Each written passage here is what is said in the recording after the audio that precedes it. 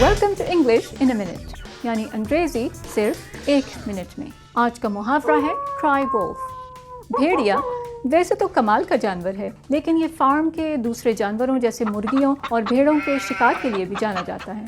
Last night, my roommate called, saying she was hurt. So I rushed home. But she was fine. It was just a joke. That's Nicole for you. She's done that to me before, too. It's risky to cry wolf like that again and again. Yeah, one day she might really need help. And you know what? We won't be there. काफ़ी अरसा कबल एक चरवाहा अपनी भेड़ों की रखवाली करते करते उकता गया, तो उसने शुगल के लिए भेड़िया भेड़िया पुकारना शुरू कर दिया।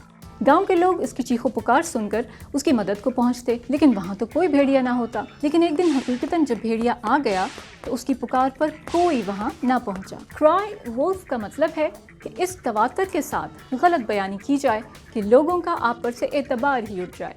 और ये थी अंग्रेजी 1 मिनट में।